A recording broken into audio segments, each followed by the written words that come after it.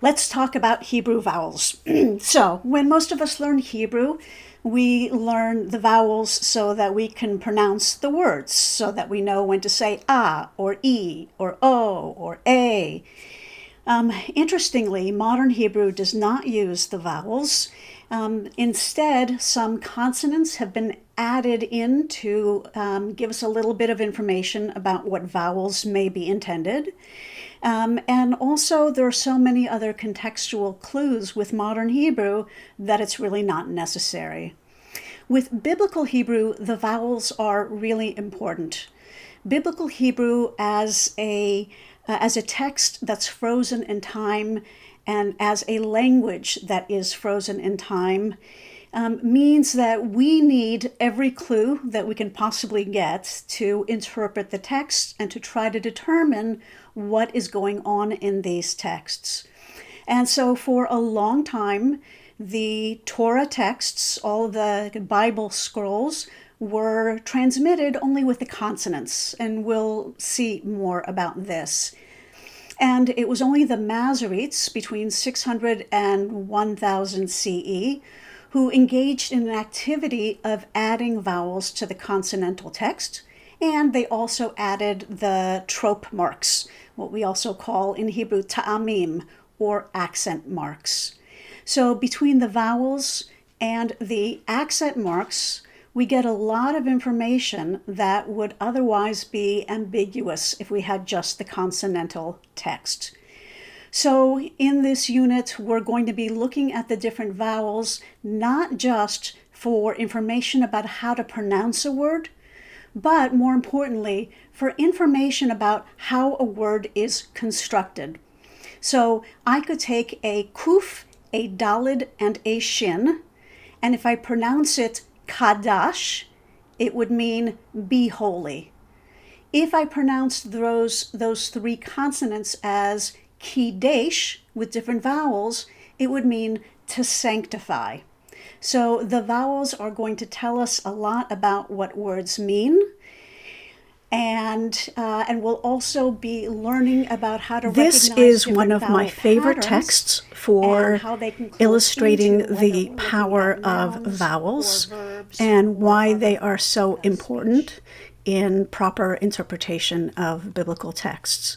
So we have an excerpt here from near the beginning of the Ten Commandments from Exodus 20, which is again repeated with some variation in Deuteronomy 5.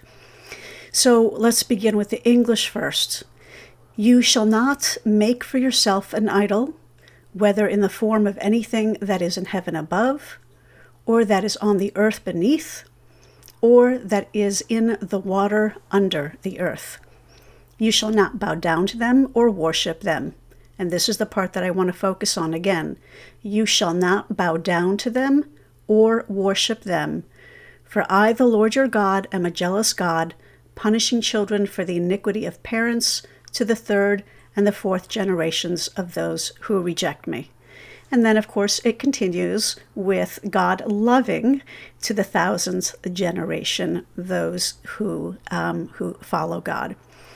So verse 5 is almost always translated in this same way. You can look at different Bible translations, and you're bound to see something very, very close to, you shall not bow down to them or worship them. Here's the thing. Worship them is a mistranslation. So let's look at the Hebrew for a second. So verse 5 in the Hebrew, lo, not, do not, tishtachaveh lahem, do not bow down to them, velo, and do not, and this is the word that's usually translated as do not worship them. The mem at the very end here is for them. So this is assumed to be from ayin vet dalid, avad la'avod, to work in modern Hebrew, but in biblical Hebrew it has more of a sense of to serve God or to worship. And so when people translate worship, they are assuming a different vowel pattern under this word. But the vowel pattern here indicates to us that we should pronounce this word not ta of dem, but rather to of dem.